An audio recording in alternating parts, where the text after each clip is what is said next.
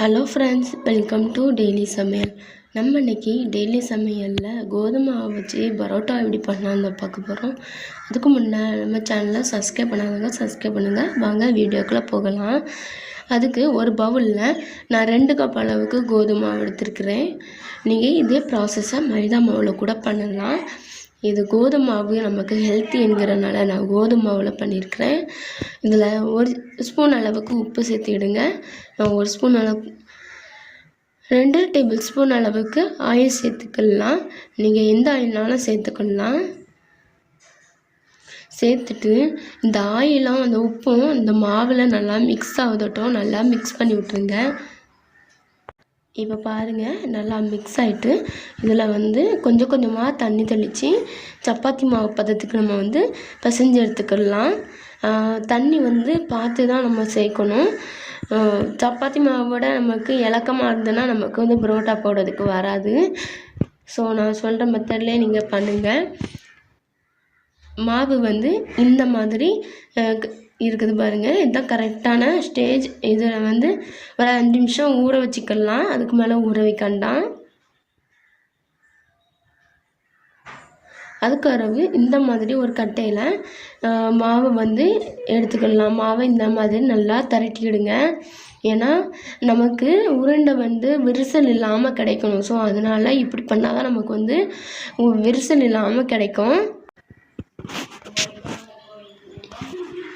இப்போ பாருங்கள், இந்த அளவுக்கு திரட்டிட்டு இதை பீஸ் போட்டுக்கலாம். உங்களுக்கு எந்த அளவுக்கு உருண்டை தேவையோ அந்த அளவுக்கு நீங்கள் கொஞ்சம் கெட்டியாகவே உருண்டை பீஸ் போட்டுக்கலாம். நான் 8 பீஸ் போட்டிருக்கிறேன். இதை இந்த மாதிரி கோல் பண்ணி நம்ம உருட்டி எடுத்துக்கலாம்.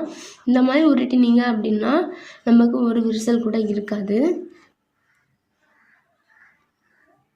இந்த கோதுமை மாவில் பரோட்டா செய்கிறது ரொம்பவே ஈஸி. பாருங்கள், எவ்வளோ அழகாக விரிசல் இல்லாமல் கிடச்சிருக்குது. இதே ப்ராசஸாக நீங்கள் மைதா மாவுலேயும் செய்யலாம். இன்றைக்கி இதில் 2 விதமாக நான் சொல்லி கொடுத்துருக்குறேன் பரோட்டா எப்படி பண்ணுறதுன்னு. இப்போது அதிலேருந்து ஒரு மாவை எடுத்து இந்த மாதிரி பூரிக்கட்டை, இந்த காய்கறி வெட்ட கட்டை தான். ஸோ இதெல்லாம் கொஞ்சம் வர மாவு போட்டுட்டு ஒரு உருண்டை எடுத்து நம்ம ஃபஸ்ட்டு உருட்டிக்கிடணும். பாருங்கள், ஒரு உருண்டை எடுத்து இந்த மாதிரி நல்லா தேய்ச்சி எடுத்துடுங்க.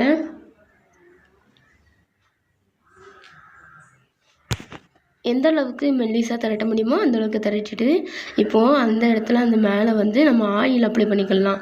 நீங்கள் ஆயில்லாம் நெய் கூட அப்ளை பண்ணலாம். நெய் அப்ளை பண்ணால் இன்னுமே டேஸ்ட்டு சூப்பராக இருக்கும். குழந்தைகளுக்கு கொடுக்கும்போது ஹெல்த்தியாகவும் இருக்கும். இப்போ பாருங்கள், இந்த மாதிரி ஆயில் அப்ளை பண்ணிவிட்டு இந்த மாதிரி மடித்து எடுத்துக்கலாம். பாருங்கள், இப்படி நான் மடிக்கிற மாதிரியே நீங்கள் மடிச்சிங்க அப்படின்னா நமக்கு சூப்பராக லேயராக பரோட்டா கிடைக்கும். கடையில் கிடைக்கிற மாதிரியே இந்த மாதிரி மடித்து எடுத்துக்கலாம். மடிச்சுட்டு இந்த மாதிரி ப்ரெஷ் பண்ணி விட்ருங்க கொஞ்சம். இதை இப்போது இந்த காலரை இப்படி நல்லா ரவுண்டாட்டு மடக்கி இப்படி மடக்கி கீழோடு இதை வச்சிட்டோம் அப்படின்னா நமக்கு சூப்பராக இந்த மாவுலாம் ரெடி ஆயிரும். இது மேலே கொஞ்சம் ஆயில் அப்ளை பண்ணிக்கலாம்.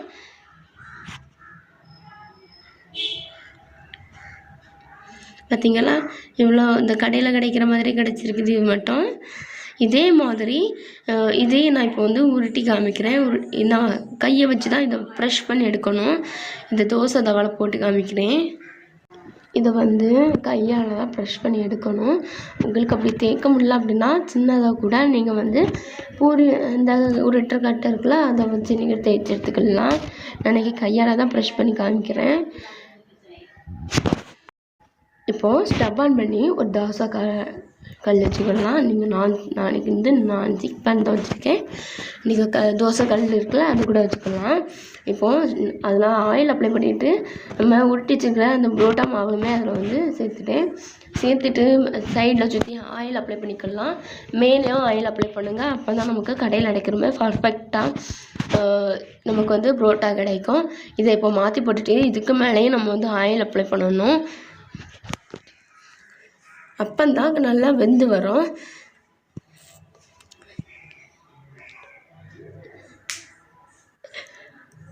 இது அப்படியே கடையில் கிடைக்கிற மாதிரி ரொம்ப ஹெல்த்தியாக நம்ம வீட்டிலையே நம்ம பண்ணிடலாம்.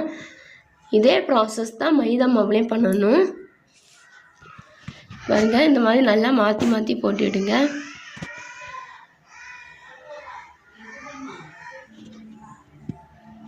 அவ்வளோதான். இப்போ இது ஒரு பிளேட்டுக்கு ஷோ பண்ணிடலாம். நல்லா வந்துட்டு இன்னொரு மெத்தடில் நான் வந்து சொல்லி காமிக்கிறேன் பாருங்க. மாவு இந்த மாதிரி திரட்டிட்டு அதே மாதிரி ஆயில் அப்ளை பண்ணிட்டு இந்த மாதிரி நீங்கள் வந்து கத்தியால் கோடு போட்டுருங்க. எந்த ஷேப்னாலும் நீங்கள் கோடு போட்டுக்கலாம். அதுக்கு வெட்டுப்பட்டு முழுசாக வெட்டுப்பட்டுனாலும் ஒன்றும் இல்லை. இப்போ வந்து கத்தியாலேயே இந்த மாதிரி நம்ம எடுத்து விட்டுட்டே வரலாம். எடுத்து விட்டுட்டு வர வர நம்ம வந்து அதில் வந்து ஆயில் அப்ளை பண்ணணும் கொஞ்சம் இடத்துல. இப்போ பாருங்கள், இந்த இடத்துல வந்து நான் ஆயில் அப்ளை பண்ணுறேன் மேலே. ஏன்னா நமக்கு வந்து ஒட்டாமல் இருக்கணும். அப்போ தான் லேயரும் நமக்கு நல்லா கிடைக்கும். அந்த மாதிரி எடுத்து விட்டுட்டேன். இதில் இப்போ ஆயில் அப்ளை பண்ணியிருந்தேன், அதை காமிக்கலை. ஸோ இந்த மாதிரி இதையும் நல்லா சுற்றி விட்டுக்கலாம்.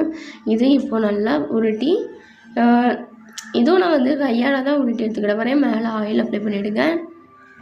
இந்த மாதிரி கையாலேயே நீங்கள் ப்ரெஷ் பண்ணிக்கொள்ளலாம். இல்லை அப்படின்னா நீங்கள் வந்து பூரி விட்ட கட்டையால் கூட கொஞ்சம் தேய்ச்சிக்கலாம். பாருங்கள், இந்த மாதிரி.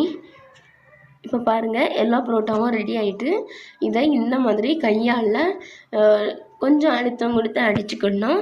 ரொம்ப அடிக்கக்கூடாது.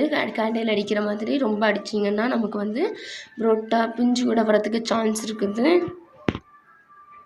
இதில் ரெண்டு இப்போ ஒன்று எடுத்து காமிக்கிறேன் பாருங்கள். எவ்வளோ லேயராக நமக்கு கிடச்சிருக்கு பார்த்தீங்களா, கடையில் கிடைக்கிற மாதிரி.